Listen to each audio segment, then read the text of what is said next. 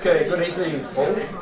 Thank you for coming along. Let me begin by acknowledging the Uluru and Wurundjeri people of the Kulin Nations, the traditional custodians of the land in which we have gathered, acknowledging that Aboriginal sovereignty over this land was never ceded.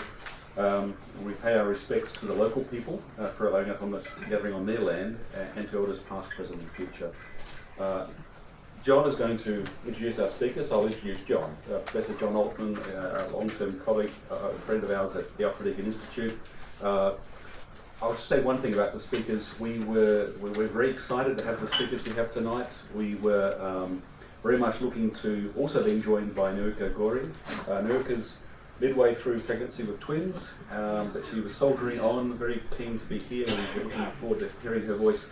But she's come down with morning sickness and it's just not well, so that's the nature of being midway through pregnancy with twins, I guess. So we're grateful to her that she was keen to come and miss her, but we're very glad that we've got our other two speakers, and I'll let John introduce them. But I'll just say a word about the Deakin Institute for Citizenship and Globalisation. It's probably familiar to most of you, but some it's maybe not. So we're at Deakin University.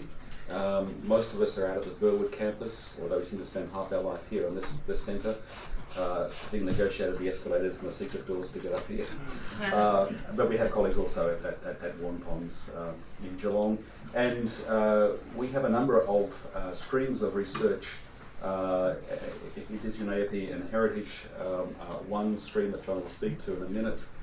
So this discussion tonight reflects one area of work a number of our colleagues here, who will introduce themselves later on, are involved in that. We have 4 of these public policy forums each year, and we're really keen to be dealing with the issues, difficult that they are, but we look for learning and to understand the issues better, and also for a basis for hope, and a sense also what we can all do collectively, because our institute, we sometimes describe it as a think and do institute. We are trying to move public policy, so these forums are part of that general work. We don't see our research as being just for the sake of research. We see it about trying to make this a better country, and heavens knows there's challenges at the moment. But having said that, I'll pass it to John to introduce our speakers.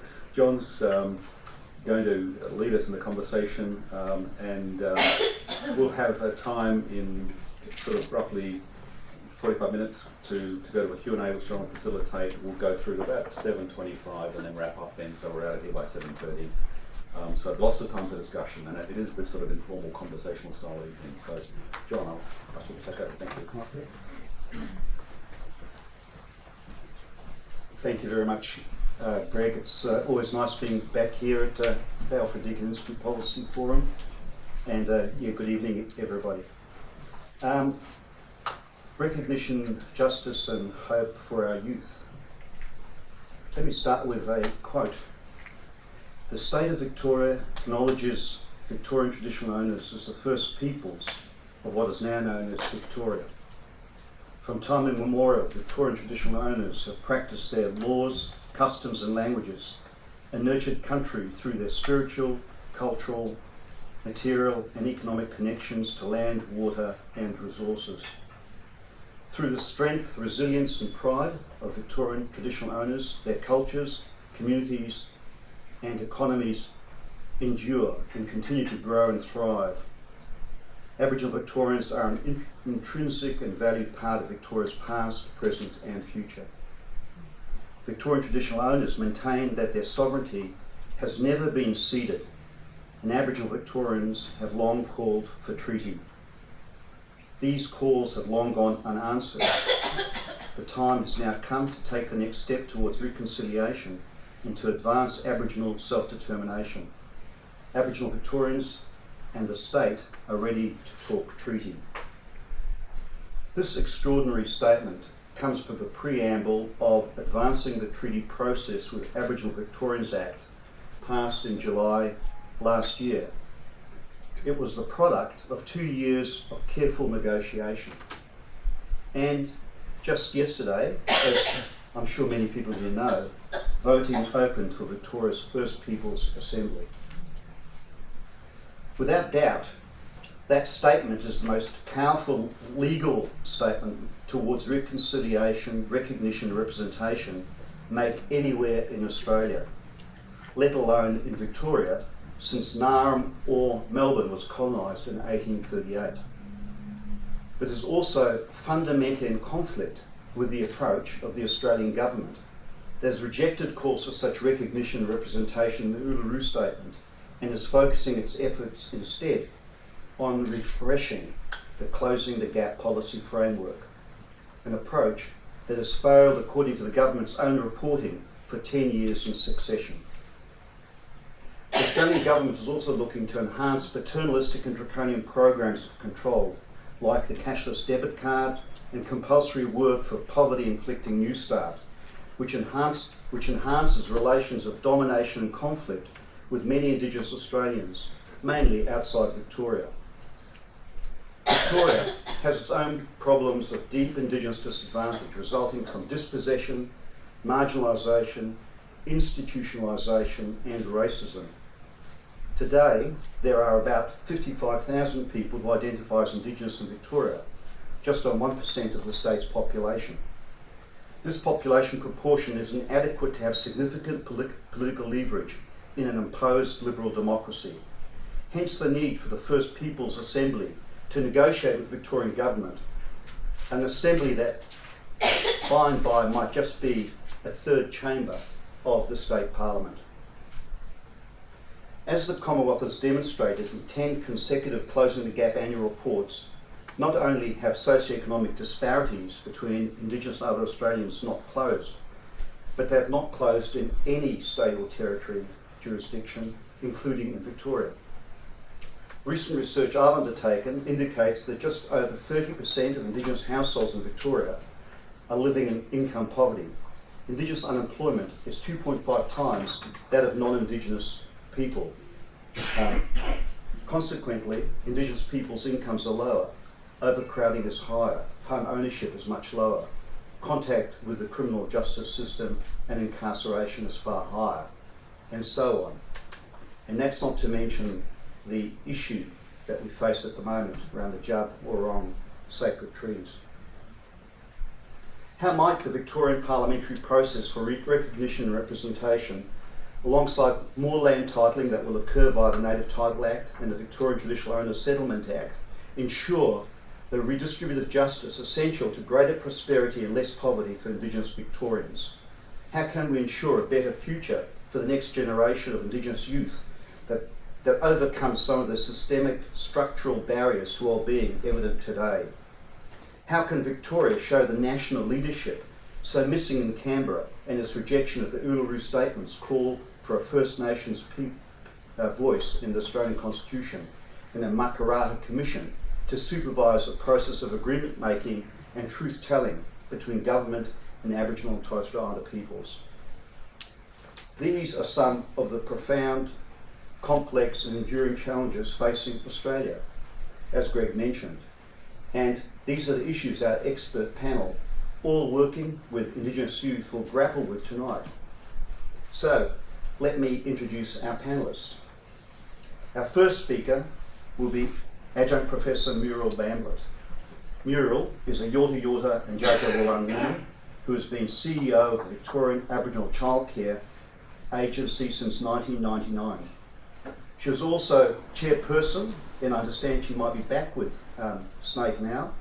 Strait, the Secretariat of the National Aboriginal and Islander Children.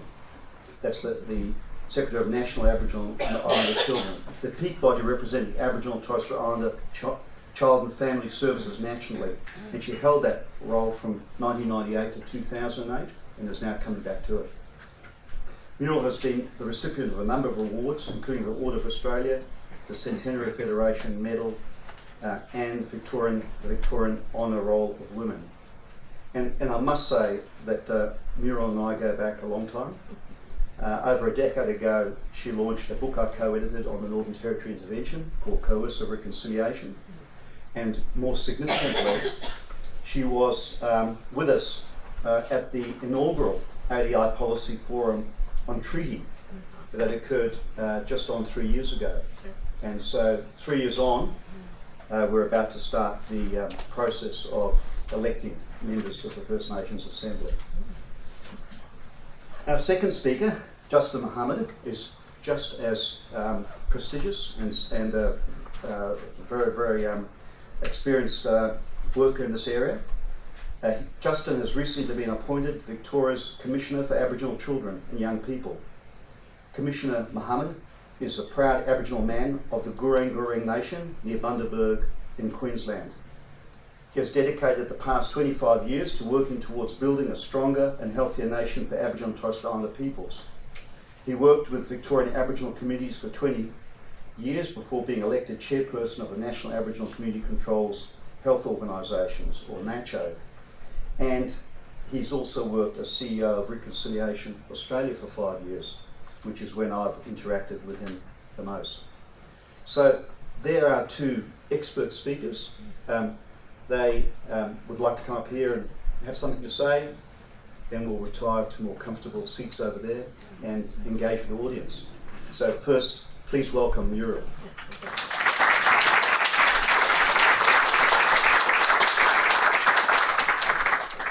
Hi everybody. Can I begin by acknowledging the traditional owners of the land, the Wurundjeri people, the Kulin Nation, and the Bunurong people, their neighbours.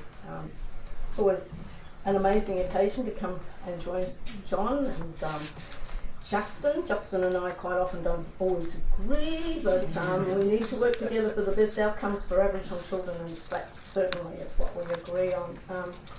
I'm amazed that I'm up here, and both Justin and I, we thought we'd have Nayuka at least with one young person to talk to you about, particularly around recognition, justice and hope. And if you've ever heard Nayuka speak, you would be absolutely enthralled, because I think she's one of the most amazing young women. And if you've ever, as I said, had the opportunity, if you do get the opportunity, please take it. She's actually my husband's granddaughter, so I think she inherited a lot of his, intelligence and wit, but she's just an amazing girl in her own right. I think this evening's theme encompasses from me three important things for our children and young people, and that's, we know that children, and when we look at youth and we think about youth youth as a static point in time, or a particular, you look at them in a particular environment. And I think we need to think about youth, and particularly Aboriginal young people, in the various environments that they live and they grow and they thrive. And so we all have expectations of our children and young people. I have expectations of my grandchildren now, and I've got 21-year-olds and I have really high expectations. But I think as Aboriginal people, we really have higher expectations, because, and tonight I really want to focus a lot on the work we do in child welfare, but I think we have a real issue as far as we as Aboriginal people in developing our youth. And I had this conversation with my sister, who I need to acknowledge, because she's my elder in my family, and I just need to acknowledge my sister. But we were having a conversation about our expectations and our future, and where our young people are, and the gap that we have. And we train them to be good lawyers, we train them to be good doctors, and we train them to be great at navigating the Western system.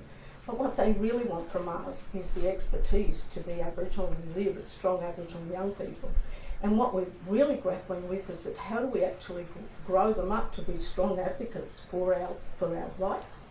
How do we make sure that they know about their rights?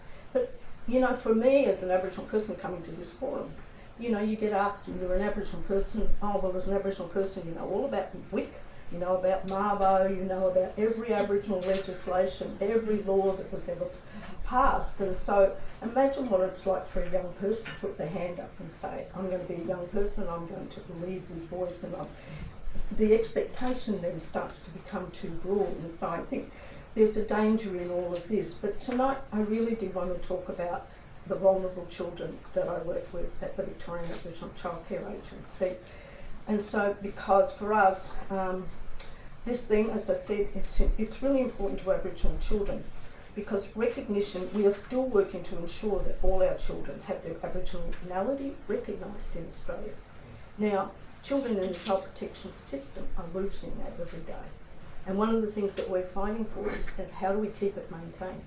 You know that most children don't know their genealogy, don't know their Aboriginality, don't know who they are. And then we place them with non-Aboriginal families away from their culture. So how do they get to be to recognise. And what does recognition and what does treaty and what all these things mean to them when they're actually just struggling to even find out who they are and where they come from? We know that under the UN Declaration on the Rights of Indigenous Peoples that they should enjoy that recognition, to enjoy those rights. Through our work at BACA we see children who have been disconnected from their culture and country, and we see them unfold when we introduce them back to the community, when they're involved in possum skin, when they go to our camps, and when they participate in football carnival, basketball carnivals, the things that connect children. These are the things that children need. Now we're talking about reconnect, we're talking about tonight recognition. And you know, children want to be recognised as young children and young people want recognition. So to us, this connection to country and Aboriginal identity is the most important act of recognition. It is a moment and an awakening, an opportunity, but it also is a time to address their vulnerability, because culture is a strength net. This act of recognition needs to be embraced by the people and systems that are around them. They need to know that they feel safe and that the people that are around them make them feel safe. Our children need also to have systems and supports. They need their identity welcomed, loved, supported and nurtured. However, recognition needs to acknowledge our young people's right to self-determination. So what is self-determination? Many people think that it's, for Aboriginal, just giving Aboriginal services a bucket of money. That's not enough. When looking at self-determination rights for children, I tried to find anywhere in the world, have you ever seen what self-determination looks like for a child? It's not written. And yet when I looked, guess what I found it? When looking at children with a disability. Now why do children with a disability need to have self-determination? Because they're disempowered. And often the system disempowers them further. And what we find, particularly in child protection, we have a system that is about disempowering. It is a system that does for you. It tells you every day who you will live with, where you will sleep, how you will see your family, how all of the things they will determine. And self-determination is turning that around and giving children and young people choices and letting them make decisions. We also tonight want to talk about justice, and justice for our children and young people is not merely about how the justice system interacts with them and their families. Too often justice is defined in narrow terms and we miss the deeper underlying issues. Justice is found when the truth of our young people's lives and their daily experiences are experiences of freedom, of cultural expression, where they can be proud to say they're Aboriginal. Why do so many children, why do so many young people not want to say they're Aboriginal? Why should there be a fear of that? We need freedom of identity, of opportunity, of prosperity. Why are so many of our young people, why is there such a cycle of poverty? Why do they think that they should inherit their parents' public housing? Why should they? Why don't they think about themselves as only getting an education? So it's also about freedom from racism, discrimination and bias. Bias, racism and discrimination in the justice system incarcerates more young people, young and old, with tragic dire consequences including deaths in custody. Sitting behind the over-incarceration of our young people in prisons is the excessive removal of our children and young people in out-of-home care. And it's really a system failure. It's a failure to secure social, economic and cultural justice for our children, families and communities. And then there is the question of hope. I have worked with and been active in the child welfare field. Last Friday, 20 years I celebrated, 20. It's been an amazing journey and one of the most exciting things I've ever done in my whole life. But hope is a two-way street. We look to each other for hope. Every day I see children and young people looking to their families and communities as a source of hope in their lives. But imagine if those families don't have hope. Imagine if those families have been third or fourth generation have been removed, have been incarcerated, are the aunts and uncles that are missing from families that are in the prison and justice system. So for us, our children need to see those families. They need to have those families in their life. I also see 80% of our families doing really well. Most people only hear and talk about the 20% that are doing so well. Probably in that 80% is about another 30% that drift in and out of needing help and needing support. But what we need to work out is what makes them resilient and stay stay out of the child protection and juvenile justice, what prevents all of those issues.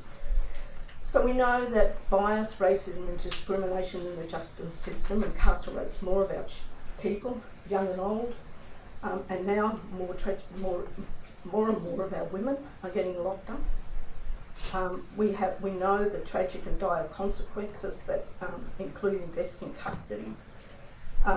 Sitting behind, as I said, the overrepresentation of the incarceration of our young people in prison is the excessive removal. Every day I see children and young people looking to their families and communities as a support, and I see families and communities that are doing well. And hope is well founded. I know that the right support and opportunities families can heal. We are working now, and there's been a massive investment in child welfare. We're now working therapeutically with families and using Aboriginal practice frameworks. So what works with family around camps, around healing programs, around return to country, the things that work for Aboriginal. Unfortunately, they don't fit into a Western construct of what's healing and what's treatment responses. So a lot of work we're doing in that area. I know that there is, with strong cultural identity and access to resources and opportunities, our children and young people can secure not only their own well-being, but the well-being of our culture. When they are performing, when they feel good, they chase their culture. They look after their culture. We have a number of emerging leaders. You would have heard Nayuka, I would have espoused her all night if she'd have been here, but she's just amazing, and we've got so many amazing young people. And they don't have to be standing up and be the public face. They're out there every day just doing normal jobs, just working. And I talk a lot about our Aboriginal men. Once upon a time, many of you would remember years ago, it was a shame for men to push a pram. But I go to the football now and I see all the Aboriginal men, and the women are off, having yarning circles, and the men have got the babies and nursing. And I think I'm just so proud of where we're coming to as far as our capacity to change the norms of what that men and women had in the past.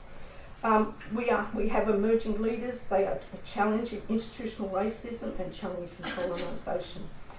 We heard in 2017 the Statement of the Heart, and that was a powerful turning point in Aboriginal affairs in our country.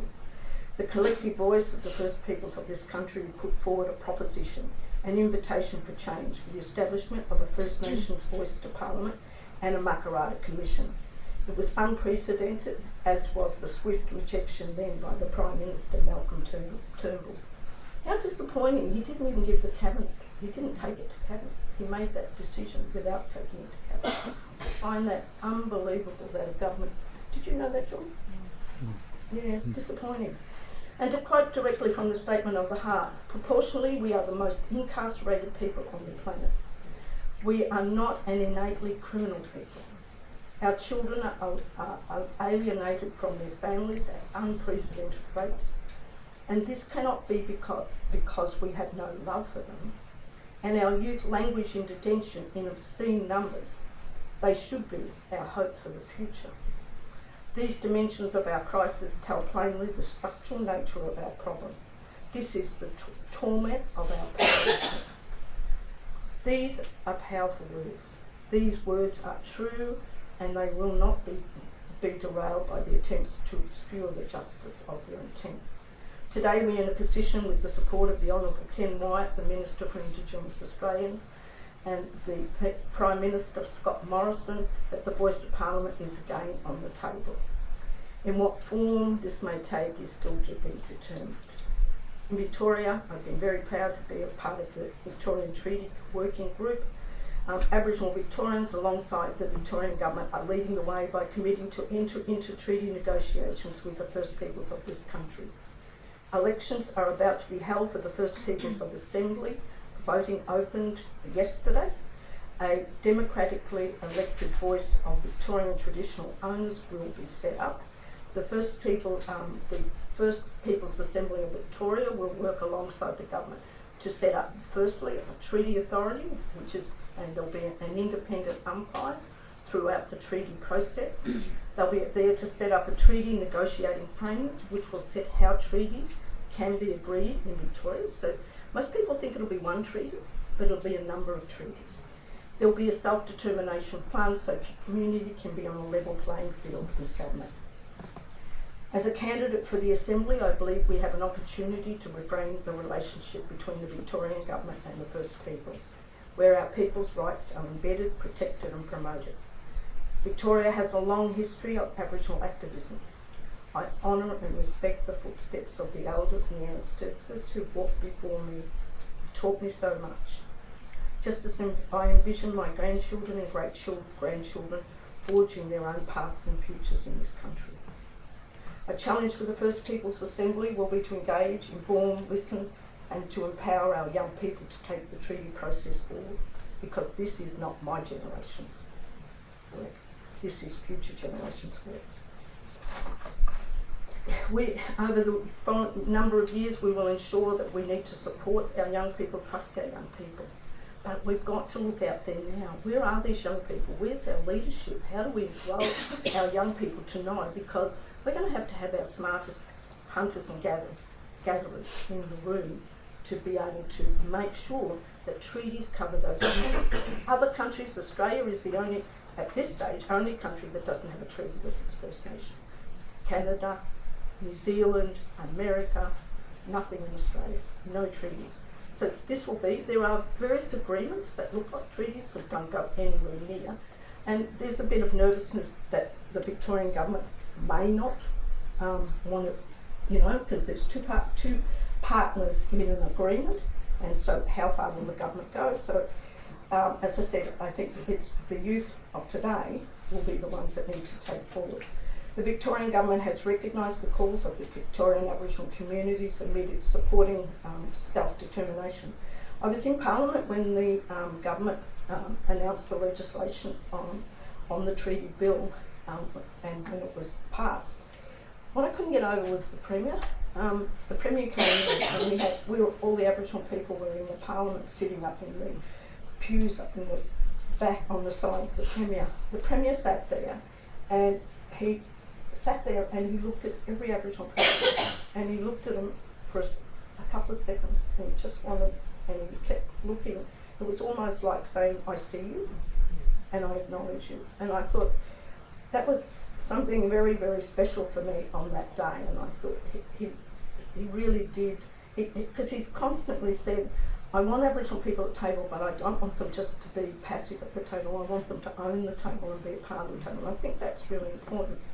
Maybe I'm a little bit, maybe I believe in fairy tales and all those sort of things. I want people to think, oh Muriel, come on, you're going to wake up and it's not, it's going to be snowing outside. But I think, I believe it. I just believe so much in this, and I guess I'm pinning a lot of my hopes on it because to me the right self-determination is so important. It's been important in the work that I've been doing. Victoria's, we just don't know how well we've got it.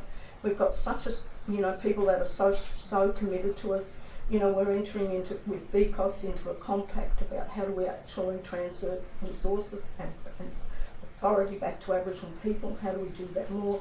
We're working with justice, we're working with education, we're working with health, we're working with various parts of government to say, and for Aboriginal, we're starting to take on more and more of that. And so from our point of view, like VACA, we're actually now taking on guardianship of Aboriginal children. Now, people may say, that what does that mean?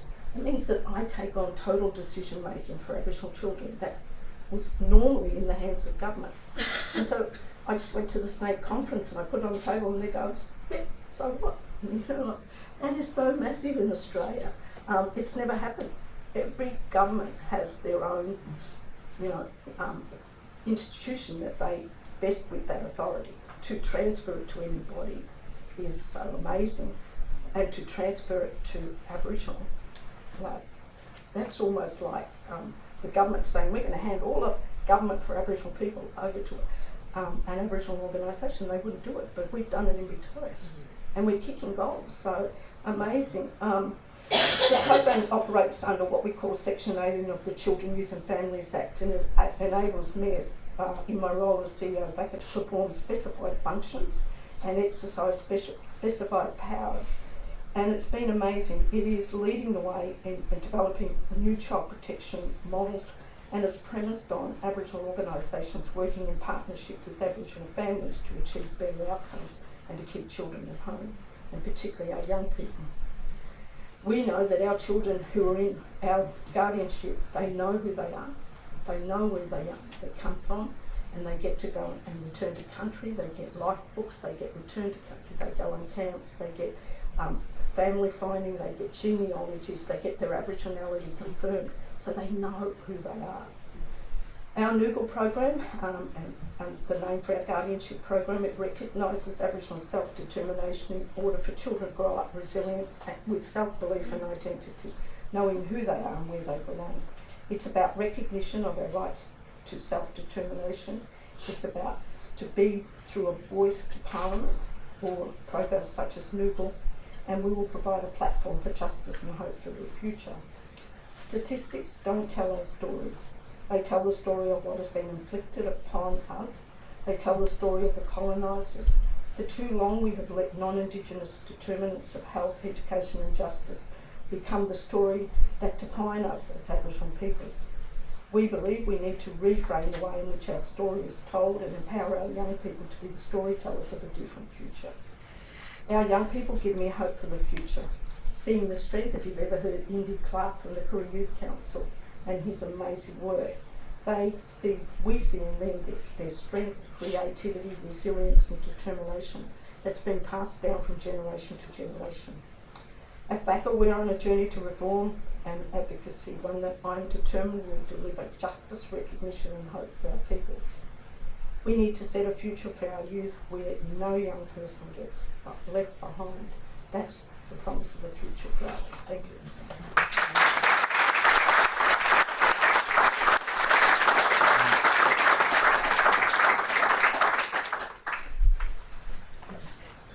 Thanks, Muriel. Muriel said everything I was going to say. I got it for you. That's what she said to me, but I went first. Before I start, I'd like to acknowledge the traditional owners of the land which we're meeting on and pay my respects to the Kulin Nations and just thank them for looking after this land for tens of thousands of years. And also not only just here, but this state of Victoria has, as I've mentioned a number of times, the leadership it has in this Aboriginal affairs space and having a voice for Aboriginal people, not only just for this state, but right across the nation, for the last couple of hundred years, has really gone forward. And I know a lot of other states and territories, Aboriginal and Torres Strait Islander peoples around Australia acknowledges the work that the Victorian Aboriginal people have done for centuries now in advocating the rights and providing a voice, no matter how small it is, but still continue that voice to be heard. I wasn't joking. Muriel did take a fair bit out of my speech. You got it. But we do work in a very similar area, and as the Commissioner for Aboriginal Children and Young People, we talk about the most vulnerable. And when we say the most vulnerable, the ones which don't have the voice that others are privileged with. So a lot of the things that Muriel touched on, I won't repeat those, but I do want to, take you on a bit of a journey, which I think drew me back to come to Victoria, because I think that's part of, I was born and raised in Queensland, moved down here when I was 19, and learnt a lot from how to manoeuvre, find your way through and present a position from a number of Aboriginal people from Victoria. And took those things and built them into my life with what I learned back at home, and was able to take that, as mentioned, to Reconciliation Australia and to some national sort of positions that I was on to hold for a number of years. What drew me back here, I was in Canberra for 9 years and it did snow up there. I was only up there yesterday. I came back today on the plane, there was snow on the hills. It snowed last night, so, but it was, what drew me back is that when this role came up, and I knew the work that Andrew Jacquemos had done, and the trailblazing in this new area of a voice in a commissioner's role, which no other state and territory has or had a Commissioner for Aboriginal Children and Young People designated only to that, let alone an Aboriginal person doing that. I was just sitting, and I was with the Reconciliation Australia at the time, and looking at reconciliation, and reconciliation is a word which can be interpreted a whole lot of different ways, but seeing where people are equally represented, when we can call out things, we can have those conversations and have the tough conversations as well as the conversations which we can be proud of, is that Victoria seems to be leading in so many different areas. Obviously treaty was just starting to be spoken about. There was a number of things which we knew the state was doing, not only the state government, but more importantly the communities were doing and advocating for. The work that was happening with what Muriel mentioned around Section 18 and the guardianship being transferred over to Aboriginal organisations is just, I mean, it should be a national story in itself, because it is very much the first of any government in this country to have the handover of responsibility back to the very first people. So that brought me down here. But once I got here and we start working and talking with young people, especially the most vulnerable, I start asking myself these questions, and the topic that, or the heading for the topic today, recognition, justice, and hope for our youth. I thought, what a big title to have. How are we going to fit this in tonight? Because it captures so much. So when we hear the word self-determination and you read policies which the state government have written, and acknowledgements to country and pain and respect, we hear the word treaty, we hear the word, we see the gatherings that are taking place. I start thinking about the young people which I see through on paper, which comes through with, unfortunately some of our young people don't make it old enough to experience any of this, the circumstances they've had to endure, and the ones which are living that experience right now in places of child protection and youth justice, thinking, how do they experience this? How do they walk and experience self-determination to its fullest if they're in a system which isn't providing that? I mean, they've been, as Muriel mentioned, told where to sleep, what school to go to, you know, it's time to move, what you should do, what you shouldn't do, and if the school becomes too hard, we'll just push you to somewhere else, or we'll call the police and they can come and intervene with many of the things which if it was our children, would be, you know, dealing with it in-house.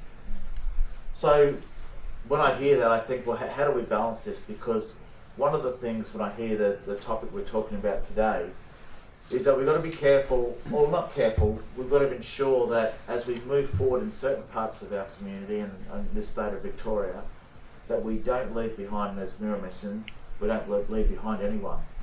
And I find it's very easy to leave young people behind, leave young people out of the conversation. I'm sure others in this room, if you talk about, let's have a conversation about young people and what they need, how many young people actually get a voice in that?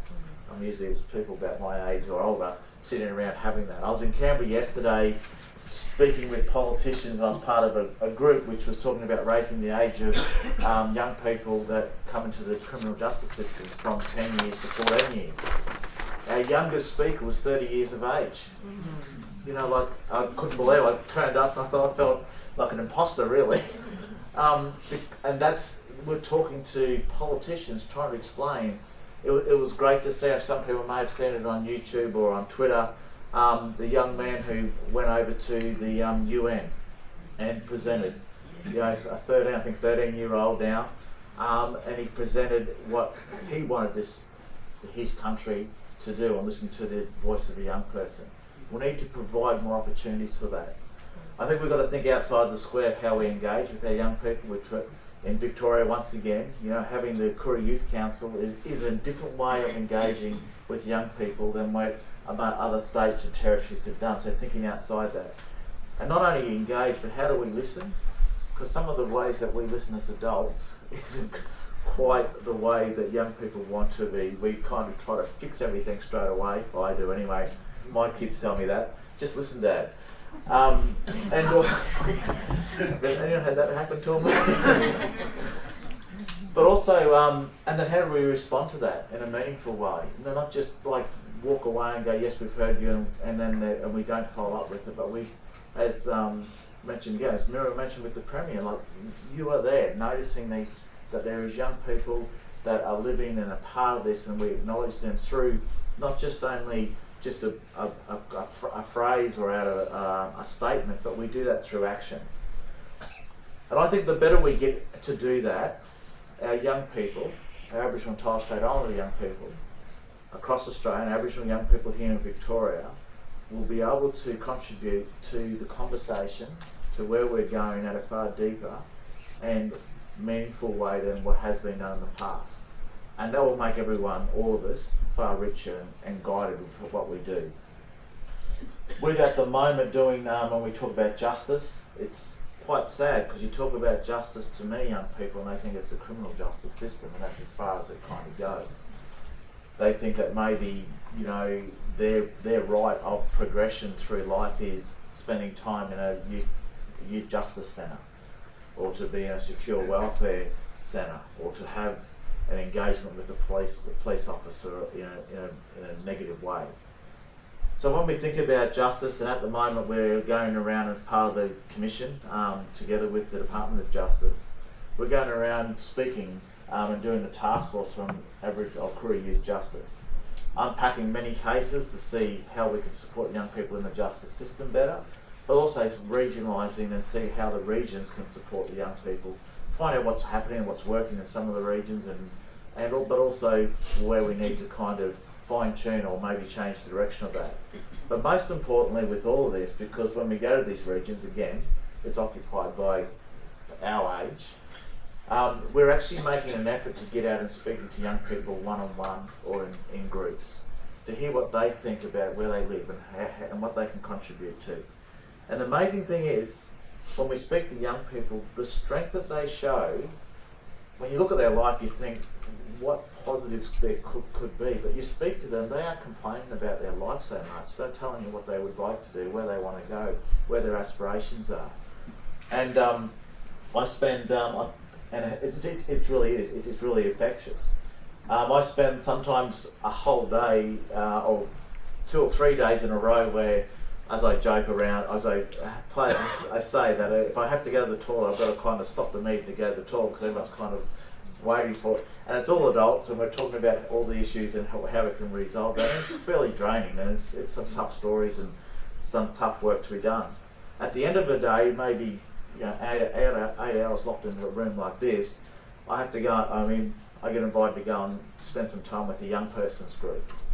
And I go, I'm physically calm and mentally just drained.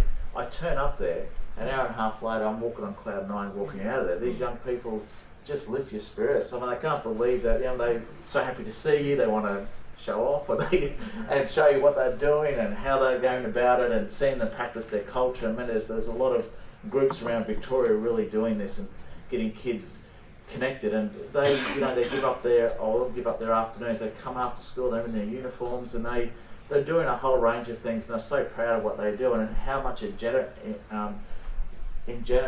gives you energy to go to the next day. For someone like myself to walk in the next day, well, because they give you hope. It's not us giving them hope, and I think that's sometimes where we get that mixed. In Victoria, though we're doing some great things, there's also some real truths that we've got to come to terms with. As mentioned, if we progress and as we're going with treaty and self-determination and confronting racism and how do we let all of Aboriginal people in Victoria experience that and celebrate that and aspire and move through that? Our most vulnerable, how do we do that? How do we bring that and make sure that no one is left behind? In Victoria alone, we've got more Aboriginal young people in custody than Northern Territory have. Most people wouldn't know that, but that's the truth. We have our rate of young people in child protection. It's matched right across as far as numbers increasing and so forth as anywhere else in the state. I know that it's great to think that we're doing things, and we are doing things, and we're trying to think outside that square and challenging the system. But we've got some work to be done here in Victoria. But the great thing which I think we do have here is there is this generation of leadership which runs through, and Muriel mentioned, but even from the speaker who was supposed to be here, her grandfather, but there's a whole line of people that have these, that it's in their DNA to be leaders, to be able to advocate, to be able to stand up when things aren't right. And there's so many of those young people that we see in our youth justice, our child protection, their family lineage is so strong. And once they grasp hold of that, you see them just come out and it's not like a natural, they've got this natural talent to do it, or natural ability. Where I think that's where in Victoria we've got a real opportunity to be able to rise to the point where the rest of the nation can see what we're doing here and some of the stuff they're already looking at. But I think there's so much more if we can engage the young people who don't have a voice. And I think that's where we're at the moment, is how do we couple that with the speed and with the enthusiasm and the interest which is around now with the Victorian government and others that are involved in it. It's how do we couple that with making sure that we bring everyone along with that, from our most vulnerable right through to our esteemed leaders that we have. I just want to finish with one thing. The last thing I want to finish with is that this conversation, this work that has been done from the Uluru Statement through to what we're doing here in Victoria, this is, so many people may think, oh, well, what's changed? Well, from an Aboriginal point of view, not much has changed. We've been hitting these, trying to get this out for decades and decades. But what is changing is that people in the broader community are starting to listen. But we need to have people to be able to make a stand, to ask the question, like we do in many other areas, is where is the Aboriginal leadership? Where is the young people? Who's looking out for the most vulnerable? And the more we do that, I think we're going to be better off as our young people will be able to be these next people that are coming through. And what Muriel mentioned at the end of hers, that what's happening now isn't for this generation. It's for the ones that are coming, the unborn children. There's a young man that we spoke to, and he's been part of this system for child protection and then youth justice. He turned 19 and he's got his own little girl, and another little one coming along on the way, and we met him, and and it just kind of things just changed, and he's gone through hell and back. I don't even know how he's survived to this age, but his goal in life now is to make sure that he looks after his little girl and the new bub on the way. But his other goal in life, that he wants to make sure that the next young person coming through doesn't have to go what he's gone through. He's at 19. I've got 19 and 21 and 22-year-olds that they could probably learn something from this young man. But he wants to give back and make sure that he can be a leader, but a positive role model to be able to ensure that the younger ones don't have to experience his experiences. And more importantly, his kids, he wants to be the dad that he didn't have. So I think that's leadership in itself. Mm.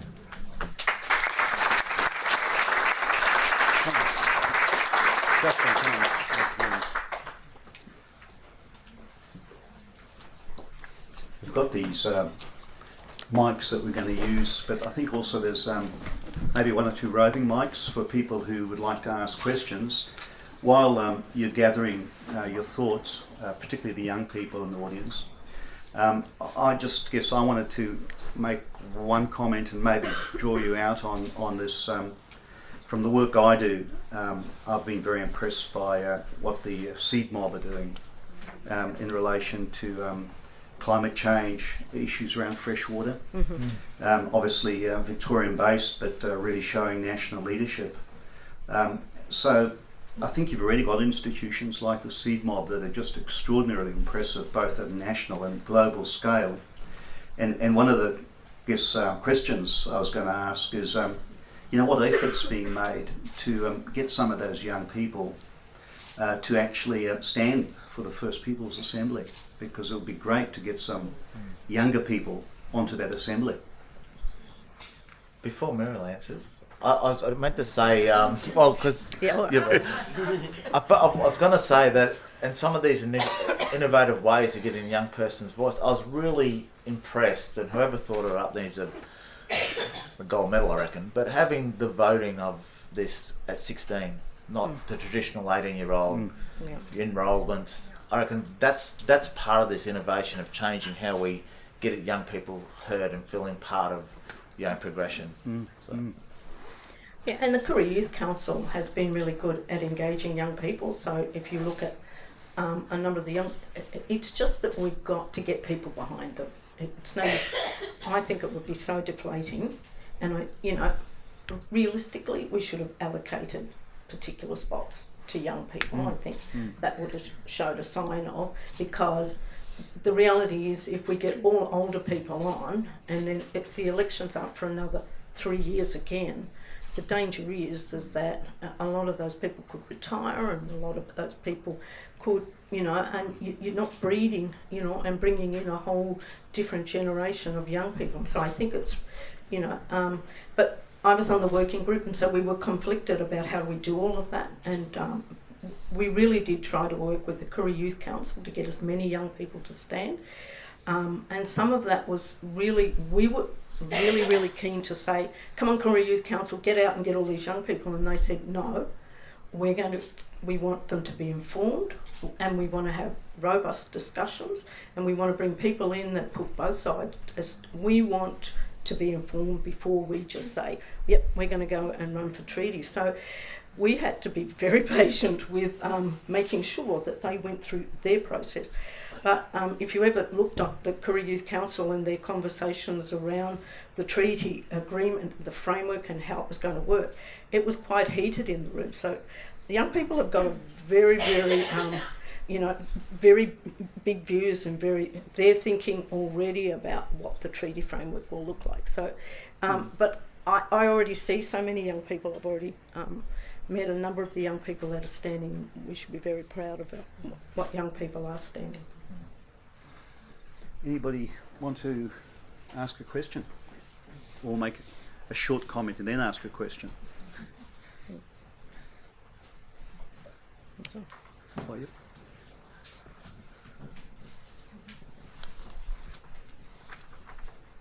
Thanks very much for that. I just wanted to raise the issue of the psychiatrisation of Aboriginal children, and psychiatry as what John Altman describes as, paternalistic and draconian measures of social control and an agent of domination and conflict.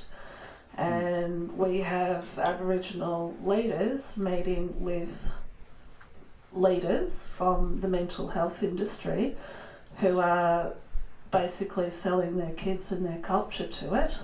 And this is to do with the institutionalisation of child abuse in this country, which is another form of the stolen generation and institutionalised child slavery in this country. So is there a question in there? Or? Is there a question there? It's just a comment. Okay.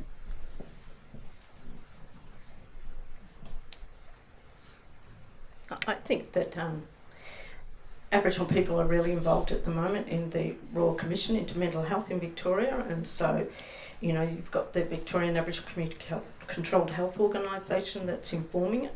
It's actually opened a massive set of issues for around how do you address mental health issues for, particularly in our area, and child welfare, and looking at early years and the impact of trauma and violence on the developing brain. And so do you start early? Do you start with parenting? Where do you address mental health? Because it's not as simple as somebody going and getting some counselling and you're cured.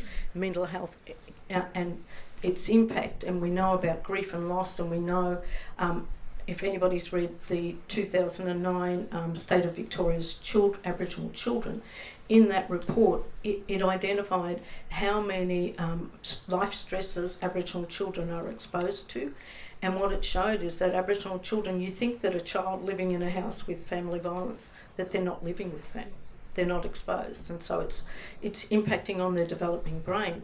But it's also Aboriginal children are exposed to, as we say, funerals, your family violence, huge amounts of, funerals they're going. So that means they're exposed to deaths of aunts and uncles who are missing from raising children, and then they're imprisoned. And so you've got aunts and uncles and the normal things that keep families safe, not there. And so all of these things children are dealing with. And so when we think about mental health, and if you've ever heard Richard Franklin talk, he talks about the cultural load that Aboriginal people carry. And I think you have to look at all those things and then think about it from a child and a developing brain and what it's like for children. So these are really big issues, and I think we're not only dealing with that, we've got third, fourth, fifth, sixth, we've got sixth generation of children that we're dealing with, and the mental health issues and stemming from, being removed. How do we break that cycle? How come we've got 6 generations?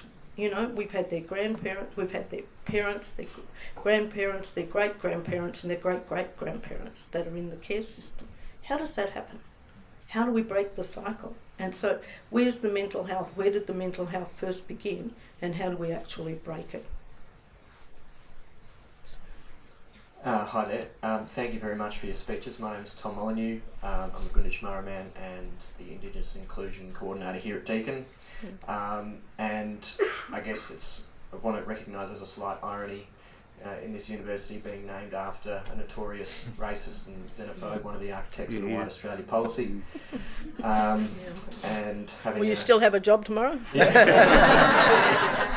Many other good things in his legacy, but that's not one. And so fighting against that sort of legacy every day as well, I wanted to ask, from your perspective, where you see the role of universities, and obviously they're institutions that have a lot of Western traditions built into them, their very fabric, and how universities can play a positive role for Aboriginal young people and equipping them with skills that are going to be useful for some of the challenges you've identified and the opportunities that you've identified as well.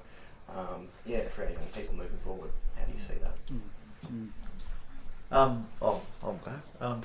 I think universities have a very important role to play. They are steeped in tradition and obviously founded by some people which probably we wouldn't want to meet today, but they are in our society. We work a lot with how do young people move through a place like living in Australia and enjoy all the aspects of life, and we push hard around education and obviously employment and being able to contribute to things. Universities, I think it is a pathway. I don't think it's not the only pathway, and it shouldn't be the silver bullet either. Just think, well, it's going to fix everything. Everyone gets educated through a mainstream system, and we've heard and we've seen that the cultural education and the link back to country and understanding and knowing who they are as individuals and who their mob are is just as important. Combine that together, though, you get a very powerful, and if it's in the right order, very powerful. And for our young people, and I've seen it, our young people coming through today that have they astound me, the things that they challenge and the things they question or the ideas they bring up. And I think that's part of being in this space where they can kind of think, what roles can universities play? I think they can do a lot more than what they have done. Universities traditionally would challenge systems, and there'd be a place of heated debate and ideas, and I think it's lost that a bit, to be honest. I think universities, obviously there's the financial parts of that, and make sure they don't say too much, because government then there may be some resources moved aside, getting certain students what courses they can put up. So there's a whole lot of things that are impacting, but I think universities in a true sense should be able to challenge the things that are impacting Aboriginal people, as we've heard here and now, which have been impacting for a number of years, but let's really challenge it. Like, for instance, this statement and the way the government basically turned their back on many Aboriginal people who were consulted, the institutional racism which still exists, and which continues to exist, the things like what happens when someone stands up and has a voice, like an Adam Goods or others. How does society respond to that? Because it's not what they want to hear, or they don't want to be seen as Australia doesn't want to be seen like that. Things which, you know, so we can feel that all of our Aboriginal people, that we can feel connected to this country through all of its parts, and there's many parts that we don't feel connected to. I think that, you know, the flag, the anthem, the constitution, the list goes on. Universities could play a really vital role with that. I think they've got the alumni and all the rest of it which can really do this. But I think there's a tension there. You don't want to kind of upset certain maybe people which support that's been established, the establishment. And I think it's time for the university to get probably a little bit more what they were like back in maybe the 70s and so forth, and advocate for rights. But I mean, you look at Deakin Uni, they set the scene when starting to look at the establishment of the career unit, and so they were the first to do that. They were bringing students from all over Australia, and they were training Aboriginal people and giving them skills that no one else was doing, and they've sort of lost a little bit of the momentum. They were the leader, and so I think that would concern me. But I think some of the areas that you know, the rights, it's been the university movements that have got behind the rights agenda, and so we've lost, you can't see that as much now. I must admit that Nayuka has been involved with Mariki, Onus and others around getting students to, you know, particularly all of the Australia Day marches and all of that. That's a student movement. So universities are still very powerful in what they're contributing to Aboriginal. And any time there's an issue, that movement gets together. So that's universities still, we've got young people that are really out there, and that's where we need to appeal. And I think we need to get greater messaging, because those young people will bring our young people along. Other people that are really good advocates will bring Aboriginal people into the fold and make them feel safe and make them stronger advocates. I think that's important. One of the things that I raised when, you know, I did a speech with Swinburne, and one of the things I said to them, you're not growing the traditional leadership on traditional land. So if your Swinburne is out in Hawthorne, that's Wurundjeri land. What have you done with the Wurundjeri people to grow their leadership and look at how do you actually, because a lot of the forums we don't see a lot of Wurundjeri young people coming through. It worries me that they're not going to be sitting at the treaty table in a couple of years. So what is the role of universities to help us grow this leadership, or is it only up to Aboriginal people? And how do we actually get traditional owners and more of the universities to think about what can they do and what can they contribute? Many years ago, when I first came back from Queensland to live in Victoria, the Northern Metropolitan College of TAFE there, they were teaching Aboriginal politics, and they were talking about where politics came from. Where can you learn about Aboriginal politics? Where do you know anything about the political? I mean, we hear about William Cooper, we hear about, you know, Pastor Nichols, but there's so many other Aboriginal people that have contributed. And I think it's important that universities as well do a lot more work in that area. And also I was just kind of thinking that sometimes universities they've got to start from somewhere. And you know, just when you mentioned Deakin with its, you know, getting Aboriginal people from all around the nation to study, there's a whole lot of generations that have gone through, and they'll, you know, like these are some of the older ones. But I know University of South Australia, there was a strong link, and there's like people like Mick Gooder and Tom Calmer and all these people went off and done this Cert 4 or whatever it was, and they've gone on to become great leaders. And there's also wasn't that long ago when there was only a handful of Aboriginal doctors in Australia. A university said, we're going to change the way we do this. How do we? And now we've got, you know, the amount of Aboriginal doctors which are coming through, and not only that, but just a whole range of. But it took a university. It takes a Deakin, or it takes a university in Newcastle, or Uni SA, just to do something different and say, well, we need to get this changing the way we do our education, so we can bring people in and provide them with a voice as well. Because that's one of the things I think with education alone. It should be giving people more of a voice, not leaving people shouldn't have to leave their culture outside to get an education. And I think that's many universities I know are doing a lot of work to make sure they can couple that together. But I think and that makes the universities far more richer as well. Can I just add a point to that? It's also about embedding Indigenous knowledge within universities, Indigenous knowledge systems and our way of thinking into university structures. When we go to university, you know, any one of those things can be made better by having Indigenous knowledge systems built into the institution, rather than us coming in to those universities. We should be part of it. That's all I want to say. I just wanted to make a very short comment on universities, bearing in mind that in New Zealand there's a law just been passed that's saying that Maori history is going to be mandatory in all schools and by 2022.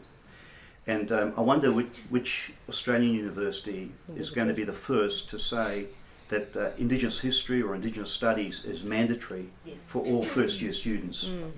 And I think that with that sort of approach, you could also build into the curriculum an understanding of the local circumstances of Indigenous people, where that university is placed.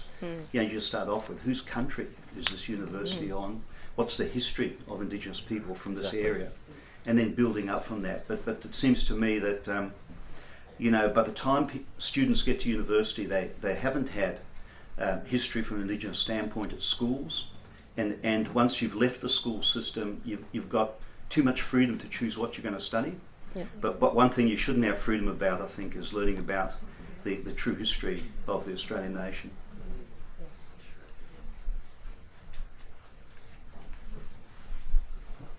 Got lots of hands up. We've got to...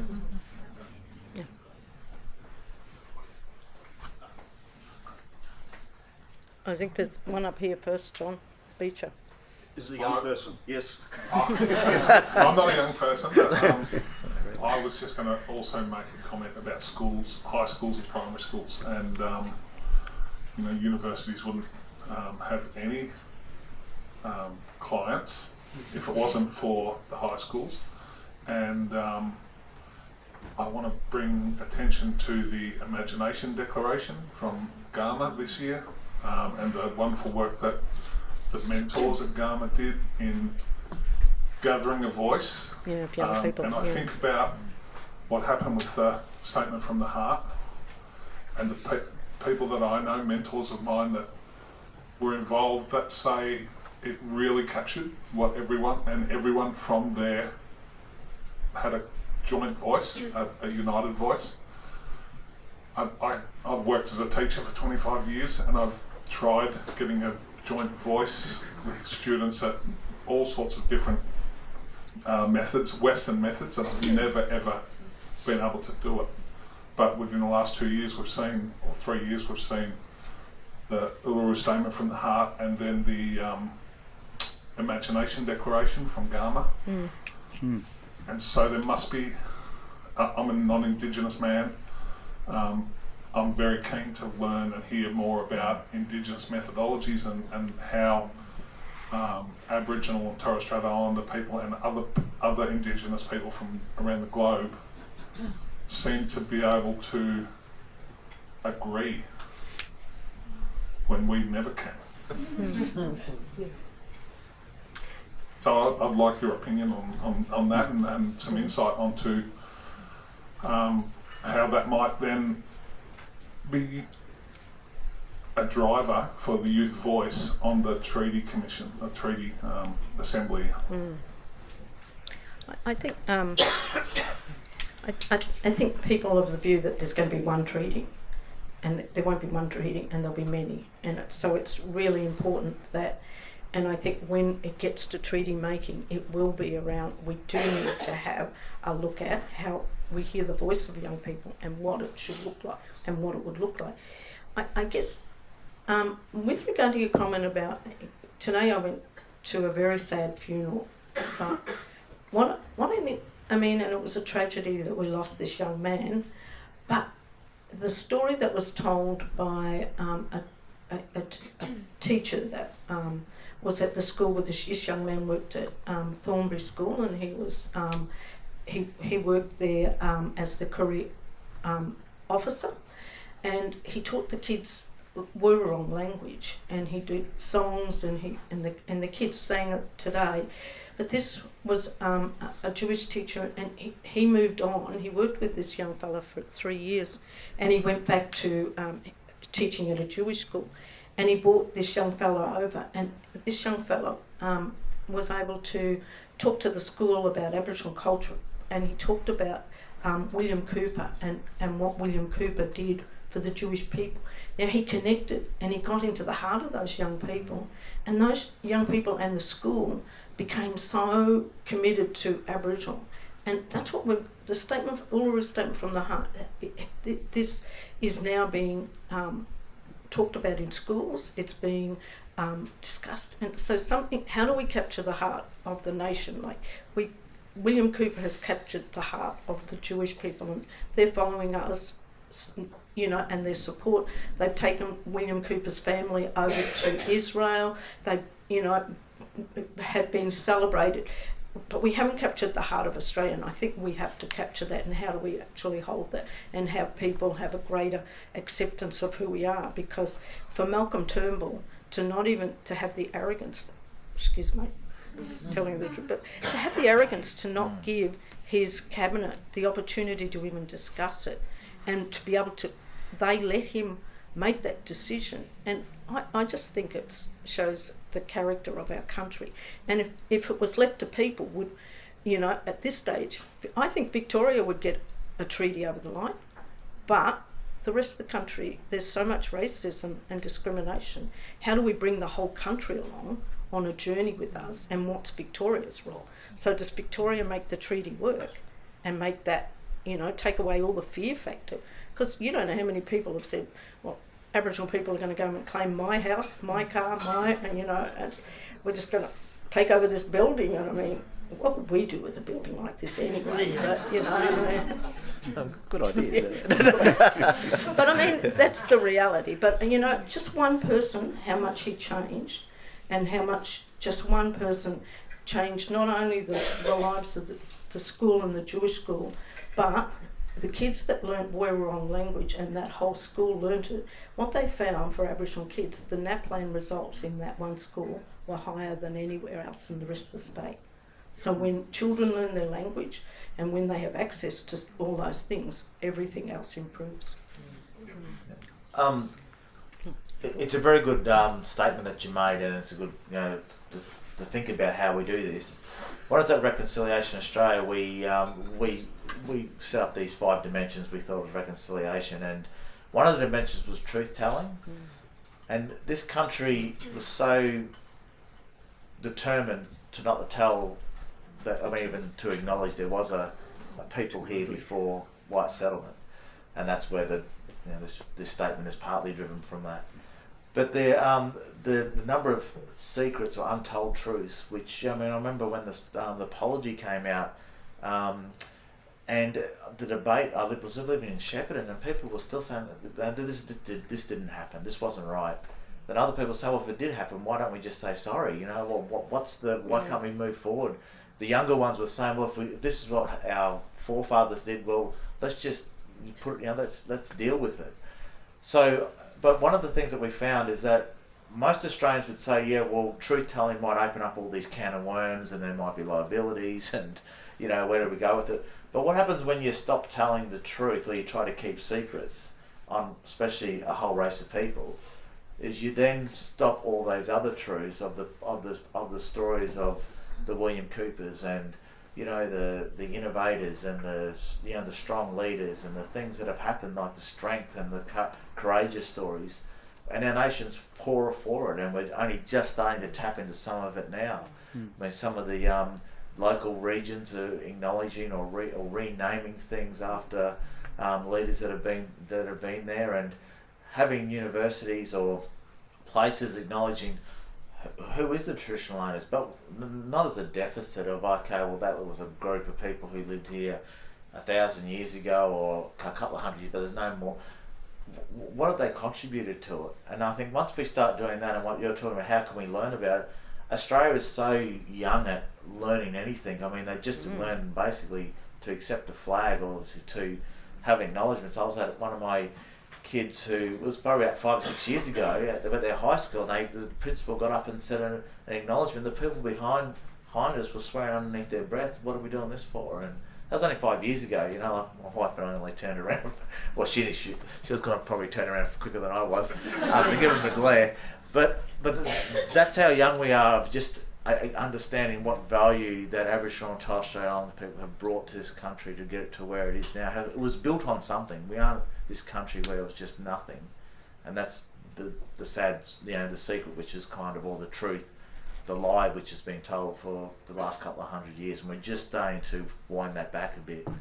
So once we get that out there, I think those things around how do we get agreement, how do we become more of a nation, I think we've got a lot of learnings which the rest of Australia can learn from the way we do business and how we communicate and do life.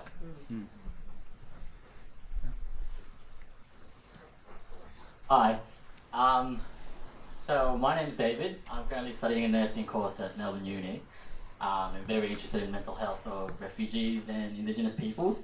So this is very relevant, or in the same line of, in the same theme as the other questions, where we use universities to educate people about the truth, about Indigenous history. So we know that racism or institutionalized racism plays a huge role as a barrier towards young Indigenous people achieving success and fighting for their rights and fighting for the rights of their people. And I can imagine how enormous that burden is on these young Indigenous Australians. So my question is, we know that racism exists and starts conditioning people at a very young age. Sorry, I'm trying to gather my mind. So we condition people at a very young age that white people are better, or that Western ideologies and concepts are the ones that are modern and just inherently better than every other culture or every other idea of, for example, with mental health, there's a huge practice of cultural safety now, where you recognize that Indigenous peoples have their own model of health. And that is what they consider healthy, which may not necessarily be in sync with what Western biomedical models of health is, but as long as it meets their health outcomes, and that's great. So my question is, how viable do you guys think it is to start educating people in primary school, in secondary school, about colonization, about the brutal, violent history of Australia, and about racism, really? Do you think it's viable to start implementing courses like what you mentioned in universities, but in primary schools and secondary schools, so that we can start educating people, not just Indigenous people, but also white people and other people of color, about racism and how powerful this Western model is, and how entrenched this idea is in our policies in Australia that continuously benefits white people over other people of color? Very good statement. I think and this is another part of this state, for people to stand up like you've just done and mention the R word so often, and seen it on billboards and all the rest of it, the states would cringe to have a conversation. It wasn't that long ago we wanted to use the word racism in a research piece, which was in Victoria, I think about 12 years ago, and they said we can't use that word. Use any other word, but not racist. Or so. To probably answer your question, I mean, you're right on the money. That we will never be able to go forward as a country unless we can internally have an inward look, not at the 2.87%, but the rest, the 97.3%, have to look at where their biases sit and what their learnings have come from in home, around the kitchen table. And I think this is where we're moving with young people. So I did a talk at the school. These two Year 12 students are going to go into medicine. They rang and said, can we talk to you? Because we want to do medicine, we want to go into medicine, but we want to make sure we go in there with a better understanding about that we're aware of what's, as much as we can. So I had a conversation on the phone with them today. And they was searching for knowledge around Aboriginal health and what makes health, how does health portrayed, or how's it experienced in through an Aboriginal lens. How they can be better if they become a doctor and go to a community, how they can be respectful, or how they can kind of work through that. One of the biggest things which I've kind of learned is that people have got so many, they want to hear from Aboriginal people about, tell us your story. And as long as it doesn't challenge me, I want to hear, how tough it was for you, or your bad experiences. But I don't want to look at myself. I don't want to examine if I've got racist views, or I've been educated a certain way that kind of has flooded my subconscious that I can that when I look at something I see it through a different lens. So unpacking that for individuals can become quite confronting. Non-Aboriginal individuals, white people. We hear about things like white privilege and things which really make people feel uneasy about themselves. Even people who work in Aboriginal organisations, it could be quite confronting. I mean, to be able to unpack that. So I think the more we talk about it, the more we challenge the systems to look at it. And one of the pieces of advice I gave these students was, when you go to university, and if you don't have anything around Aboriginal and Torres Strait Islander learnings, well, demand that you do learn, and make sure that who's teaching this is qualified to be able to teach it. Just they can play their own part with that. But racism is something which this country really struggles with. Personally, I feel safer when I go overseas than here. You don't get the views or the looks or whatever. And this is where this country, and we need to move forward and be mature enough to take those steps forward. I'll leave you with this, which I think was remarkable in two cases regarding South Africa.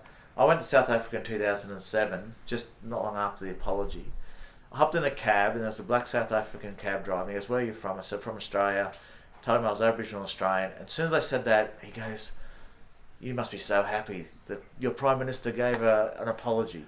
He goes, "Because you had it so hard." This is a black South African in Johannesburg, mind you. And he would have been about 40 years of age. You had it so hard over there. I've read about what they've done to your people. And I thought, wow, this is what South Africans, black South Africans think of Australia. Oh, Aboriginal, how tough it has been over here. Where our own people here wouldn't acknowledge that when I say our own people, other Australians. When I was, again, the other one was that a number of people that used to come and work for Reconciliation Australia, non-Aboriginal people, they got the inkling to give back when they went over to a third world country. And they said, "Oh, I need to come back and do something here in this country." So they didn't learn that in here, that there's this struggles. And the last one that I just want to leave you with is that there's in Canberra there is we became friends with this white South African family, and we had people around for a barbecue. There's only my wife and I were the only two Aboriginal people at our place having this barbecue. There's about 10, 12 others, and this person says, a non-Aboriginal person, they were all white, except for my wife and I. They said to the South African couple, they said, "Gee, so how do you find it over here coming from such a racist country to this country?" We nearly, just waiting, we'll be able to kick everybody out. That's what I was thinking. Thinking the wrong answer. But these white South Africans says, "Look, yeah, we know we've got in South Africa, it's racist, but over here, what we see is how much it's hidden and not acknowledged." We go to a shop and there'll be someone of colour which they'll just talk to us and miss them out, and we'll say, "No, hang on." So they're kind of more aware when they see racism. That's where we are with, I think, this nation. We're on the cusp of trying to address it, but it's got to take a lot more conversations. And that festering which sits there, the Adam Goods and the other things which kind of come through, just shows when we take that Band-Aid off or that sore gets exposed, it's still sitting there, which hasn't been healed yet. And I think you make a really good comment about, particularly about Adam Goodes, and you know, I mean, it just brings tears to your eye when you watch it, because to be truthful, I'm an Essendon supporter, so I never watched Sydney much. But then when I saw the movie, I thought, oh my God, you know, when you saw, you know, match after match where he was just booed and how bad, and it was like re-traumatising, and you're sitting here and you're sort of thinking, well, how did we, even as Aboriginal people, why didn't we do something, you know? And we didn't do it because we didn't see it as, you know, and didn't experience it like he did. And if you ever want to see a film, please go and see it. It's quite traumatising, but that film should be something that's put out there for Australians to challenge their thinking. And I think, you know, great on, and he was so amazing throughout it all. I was just so proud of how he managed, how articulate he was, and how professional throughout the whole process. But you know, like what we've been, I told you I'm bloody football yolo I am. I go to the football games and I sit there. But for years it was tragic. It wasn't safe to go to football. The racism that we get, and we didn't get it only sitting in the stands. The way they yelled at Derek Kickett was out on the field. They were calling him black this and all, and you'd be sitting there the whole game. You wouldn't even be watching the football. You'd be looking at everybody, you know, eyeballing them and saying, you know, we'd sit there and you'd want to fight the whole crowd because the level of racism. And I went and watched Eddie Betts play, and this, you know, hate to say it, but Essendon are racist too. But I was sitting next to this fella and he kept calling Eddie Betts a monkey, and I said, hey, and he said, what? He said, is he a friend of yours? I said, yeah, he's related to me. I've never met him. But, you know, like, I mean, he stopped. But, you know, like, why, you know, why does that? But I think, you know, what we're doing is we're making Victoria safer for all people and for all nationalities. And I think addressing racism is not just an Aboriginal issue. And, you know, and Australia has to recognise that it is racist to many people and not just. But what was interesting, and I look at it all the time, and I remember growing up, and over the years there always used to be this survey about who were the least popular people. And so I don't know if you've ever seen, like, would you give a taxi to a Muslim or an Aboriginal? And so they had all these shows. So you'd see a taxi driver and they'd put an Aboriginal here and a Muslim there, and you know, it was a bit of a toss-up between who got the cab first, and that's how they judged. And so we used to see surveys in the paper, and we were always, it seemed to me like initially in the early days it was the Greeks and the Italians, and so Aboriginal are the least preferred, and with Greeks and Italians on the next. And then the next time there'd be a survey and it was Vietnamese and Chinese. So we were underneath the Vietnamese and Chinese. So Vietnamese, Greeks, Italians all started to move the ladder. But guess what? Aboriginal was still at the bottom. And so then they started to do it with Muslims. And it's sort of, you know, it's sort of like, why are we always like compared with the bottom on the ladder? So to me, that says we're not at the top of the ladder.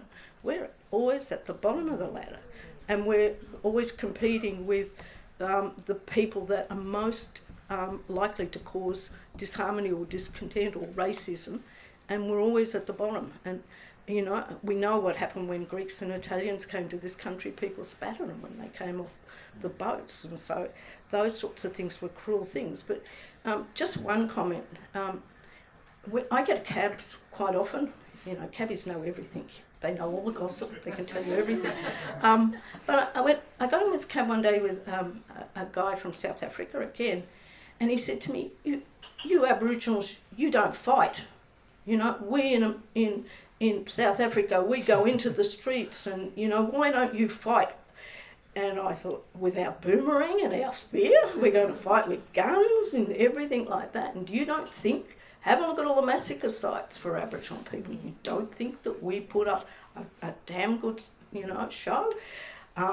You know, I think that absence of real understanding of how Aboriginal people did fight, and, you know, the absence of real knowledge about the massacre sites, about the scalps that are held in Canberra of Aboriginal people, You know, those things, those real histories of what happened to Aboriginal people have never been told. And, you know, like, they're the things that, you know, haunt me at night. And, you know, I see all these, you know, stories about people owning millions of hectares of land. And it's hard not to get a little bit angry about, how did you get to own our land? How did you get to get given land? And we can't even get, you know, a little bit of land. So how do Aboriginal people about their land being parcelled out and just given away? You know, and all those things. So sometimes you just get a little bit like, and you sort of think, pull your head back in and, you know, get on with life. I think the question of racism certainly got some... I just want to have one comment for you. I mean, I'm not pointing like that. I think it's great to learn about Aboriginal in school, but if your practice doesn't change, if you don't get good practice skills in engaging and working, and particularly mental health, if you keep using Western constructs of what will work in the mental health field and you don't understand Aboriginal, then you're never going to make a difference for Aboriginal people, because you have to learn what are the things that work better. And Dr. Margaret Rowell worked at the Aboriginal Health Service for many years, and she worked with Aboriginal young people, and she would ask Aboriginal young people to draw what makes them feel safe. And 80% of kids would draw the Aboriginal flag. Now, if you don't know those basics, what are the things that will engage Aboriginal? What are the things that will treat? So we do possum skin cloak. We work with elders around, you know, songs and music and different things. I think those things aren't developed. So Aboriginal practice frameworks and theoretical frameworks and all of those things need to be as well embedded into practice and training for not just, you know, surface, like this is an Aboriginal, yep, you know, this is how you greet them and this is how you talk to them. It's more than that. I think we could have a whole policy forum on the R word. And I know that there's a couple of people who still have questions to ask, but we might just leave that till afterwards, because I think we've sort of come to time when I think I'm meant to draw this discussion to a close. But I think, you know, I hope you can join me in thanking Justin and Muriel for their amazing contribution.